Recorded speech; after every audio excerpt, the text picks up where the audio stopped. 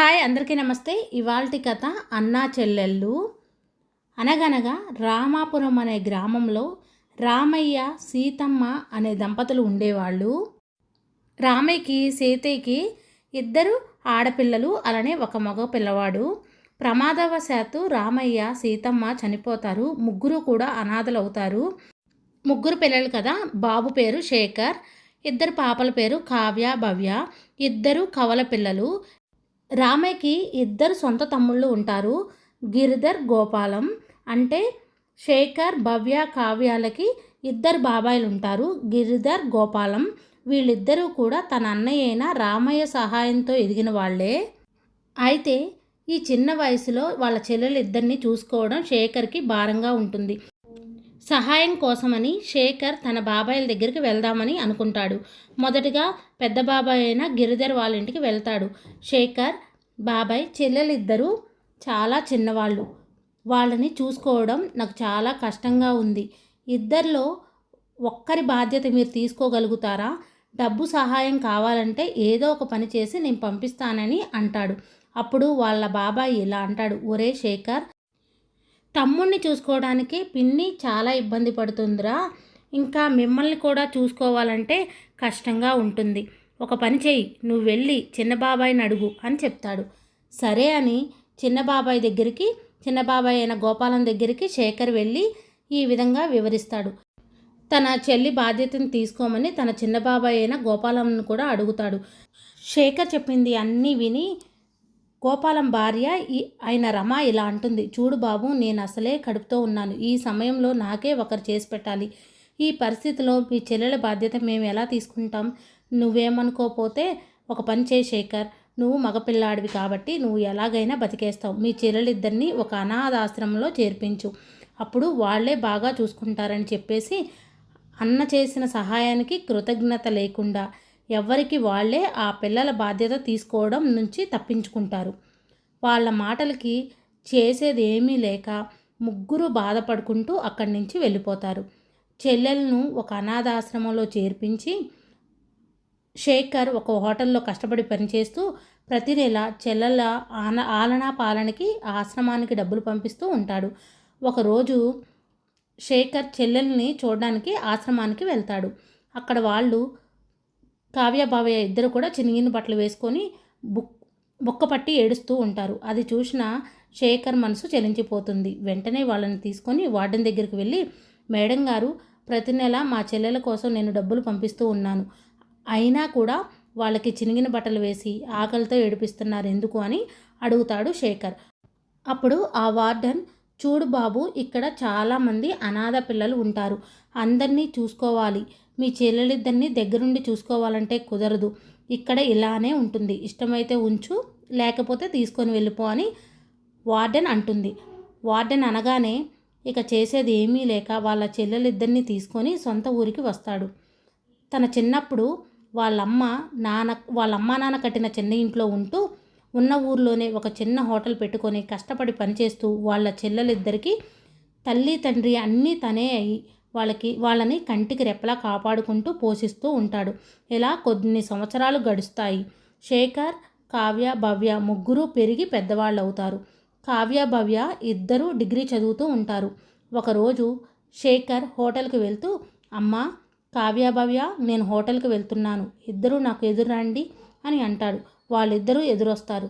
ఇక నేను హోటల్కి వెళ్తున్నానమ్మా, మీరు జాగ్రత్తగా కాలేజీకి వెళ్ళరండి అని శేఖర్ అంటాడు. అన్నయ్య, మాకు కూడా ఈరోజు కాలేజీకి సెలవు, మేము కూడా మీతో పాటు హోటల్కి వస్తాము అని అంటారు. వాళ్ళు వస్తానంటే మీరు కష్టపడితే నేను చూడలేనమ్మా అని తన అన్నయ్య అయిన శేఖర్ అంటాడు.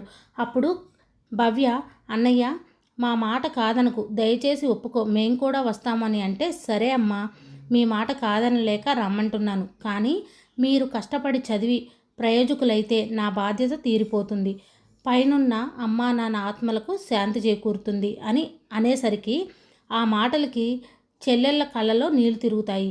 ఏమైంది తల్లి అని అడిగితే, అన్నయ్య, అమ్మా నాన్న ఉన్నా కూడా మమ్మల్ని ఇంత బాగా చూసుకునేవారు కాదేమో, మేము ఏ జన్మలో ఏ పుణ్యం చేసుకున్నామో కానీ ఇలాంటి గొప్ప అన్నయ్యని మాకు దేవుడిచ్చాడని ఇద్దరు అంటారు.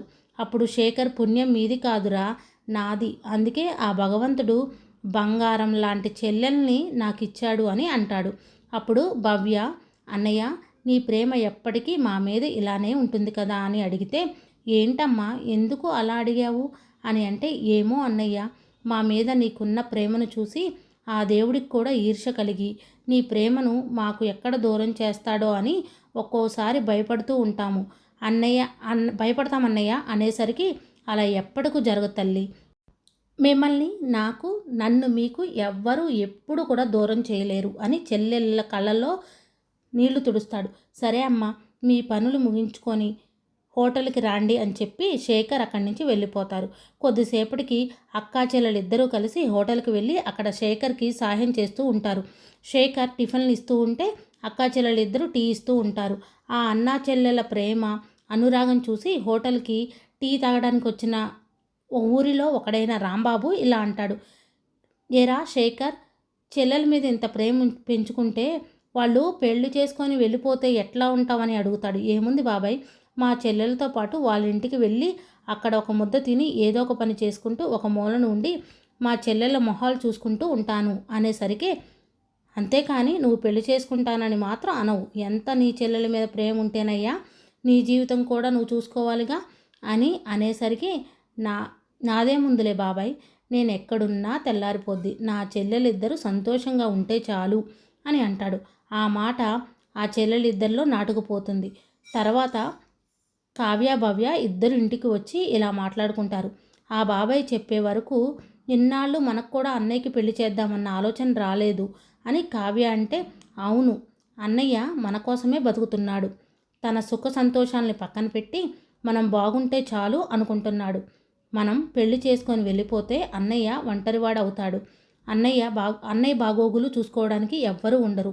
ఒకవేళ మనతో పాటు తీసుకెళ్ళినా మన అత్తింటి వారు అక్కడ అన్నయ్యని హేళనగా చూస్తారు, అవమానిస్తారు. అన్నయ్యకి అలాంటి పరిస్థితి ఎప్పటికీ రాకూడదు. మనం పెళ్లి చేసుకుని వెళ్ళేలోగా అన్నయ్యకి ఒక జీవితాన్ని ఏర్పరచుకోవాలి అని అనుకొని ఇద్దరూ కలిసి తమ అన్నయ్యకి చిన్నప్పటి నుంచి చేయూతగా ఉంటూ, మంచి చెడు చెప్తూ, తమ పట్ల ప్రేమగా ఉంటూ, ఎంతో మంచి మనసున్న పక్కింటి రామయ్య బాబాయ్ గారి ఇంటికి వెళ్తారు. ఏంటమ్మా ఇద్దరూ ఇట్ట వచ్చారని అడిగితే అక్కా చెల్లెళ్ళిద్దరూ విషయం మొత్తం వివరిస్తారు. ఆ మాటలు విన్న రామయ్య, చాలా మంచి ఆలోచన చేశారమ్మా, నేను కూడా వాడికి పెళ్లి చేసుకోమని చాలాసార్లు చెప్పాను, కానీ నా మాట వింటేనా, ఎప్పుడు నా చెల్లెళ్ళు అంటాడే కానీ వాడి గురించి వాడు అసలే ఆలోచించుకోడే అనేసరికి, అవును బాబాయ్, అందుకే మేము పెళ్లి చేసుకొని వెళ్ళేలోపు అన్నయ్యకి కూడా పెళ్లి చేసేయాలి, మీకు తెలిసిన ఒక మంచి సంబంధం ఉంటే చూడు బాబాయ్ అని అంటారు. అదెంత పనమ్మా, వాడు ఒప్పుకోవాలే కానీ వారం రోజుల్లో పక్క ఊర్లన్నీ జల్లెడ పట్టి ఒక మంచి సంబంధం తీసుకురాను అనేసరికి, అన్నయ్యని మేము ఒప్పిస్తాం, మీరు ఆ పని మీద ఉండండి బాబాయ్ అని అంటారు. ఇక ఆ విషయం నాకు వదిలేయండి, వారం తిరిగేసరికి బ్రహ్మాండమైన సంబంధం తీసుకొస్తాను, మిమ్మల్ని చూస్తుంటే ముచ్చటేస్తుందమ్మా, అన్నయ్యకి తగ్గ చెల్లెళ్ళు అనిపించుకున్నారని అంటాడు రామయ్య. ఇక ఇది ఇలాగుండగా రోజంతా హోటల్లో పనిచేసి చీకటి పడ్డాక ఇంటికి వచ్చి అలసిపోయిన శేఖర్ అలా మంచం మీద నడుమాలుస్తాడు. చెల్లెళ్ళు కాలు పడుతూ ఇలా అంటారు, అన్నయ్య, నిన్ను ఒక మాట అడుగుతాం, ఒప్పుకుంటానని మాట ఇవ్వాలి అని అంటారు. మీ మాట నేను కాదంటానా తల్లి, చెప్పండి ఏమిటో అని అంటాడు శేఖర్. మాట తప్పనని, మా మీద ఒట్టేయని అతని దగ్గర బలవంతంగా ఒట్టు తీసుకొని ఈ విధంగా చెప్తారు, మాకు వదిన కావాలి అని అడుగుతారు. ఈ మాత్రం దానికి ఒట్టు తీసుకుంటారా అని, సరే మీకు పెళ్ళైన తర్వాత నేను పెళ్లి చేసుకుంటాలే అని అంటాడు. అప్పుడు కాదు, ఇప్పుడే చేసుకోవాలి, నీతో వదినమ్మను చూడాలని మాకుండదా, వదినమ్మ ప్రేమను కూడా మేము అనుభవించాలని మాకుండదా, మాకు పెళ్ళైన తర్వాత నువ్వు వెళ్ళి పెళ్లి చేసుకుంటే మాకు వదినమ్మ ప్రేమ దక్కదు కదా అని అంటారు. అలాగని మీకు పెళ్లి చేయకుండా నేను ఎలాగమ్మా పెళ్లి చేసుకుంటానని అంటాడు శేఖర్. అదిగో నువ్వు ఇలా మెలిక పెడతావని నీతో ఒట్టు వేయించుకున్నాం, నువ్వు ఇంకేం మాట్లాడొద్దు అనేసరికి శేఖర్ ఇంకా ఒప్పుకోవడంతో వాళ్ళు ఏడుస్తూ ఉంటారు. ఇక అప్పుడే అక్కడికి వస్తాడు రామయ్య. బాబాయ్ చూడు బాబాయ్, చెల్లెలిద్దరూ మొండి పట్టుకొని కూర్చున్నారు, నువ్వేమన్నా కాస్త వాళ్ళకి చెప్పు బాబాయ్ అని అంటే, అరే శేఖర్, చెల్లెళ్ళు అంత బాధపడుతున్నారు కదా, పెళ్ళికి ఒప్పుకోవచ్చు కదరా అని అంటే, నువ్వు కూడా ఏంటి బాబాయ్ వాళ్ళతో కలిసి మాట్లాడుతున్నావు, నా బాధ ఏంటో నీకు తెలుసు కదా అని అంటాడు శేఖర్. నీ బాధ ఏంటో నాకు తెలుసు. నువ్వు పెళ్లి చేసుకుంటే ఆ వచ్చే అమ్మాయి నీ చెల్లెల్ని బాగా చూసుకుంటుందో లేదో అనే కదా. కానీ అలా జరుగుతుందని గ్యారంటీ ఏముంది? మంచమ్మయ్యే దొరుకుతుందేమో. నీలా మీ చెల్లెలిద్దరినీ కూడా ప్రేమగా చూసుకుంటుందేమో. ఎవరికి తెలుసు? మంచోళ్ళకి ఎప్పుడు మంచే జరుగుతుందిరా. పెళ్ళికి ఒప్పుకో అని అంటాడు రామయ్య. ఇక తప్పని పరిస్థితుల్లో శేఖర్ పెళ్ళికి ఒప్పుకోవాల్సి వస్తుంది. ఇక నెల రోజుల్లోనే సులోచన అనే ఒక అమ్మాయిని చూసి అన్నయ్యకి రామయ్య సహాయంతో పెళ్లి చేస్తారు చెల్లెళ్ళిద్దరూ. ఇక తర్వాత ఏం జరిగిందో నెక్స్ట్ భాగంలో చూద్దాం. మీకు ఈ స్టోరీ నచ్చిందా? మన ఛానల్ని ఫస్ట్ టైం చూస్తున్నట్టయితే సబ్స్క్రైబ్ చేసుకోండి. ఈ స్టోరీపై మీ అభిప్రాయాన్ని కామెంట్ రూపంలో తెలియచేయండి. మన ఛానల్ని ఫస్ట్ టైం చూస్తే సబ్స్క్రైబ్ చేసుకొని లైక్ చేసి షేర్ చేయండి. Thank you for watching. Bye అండి.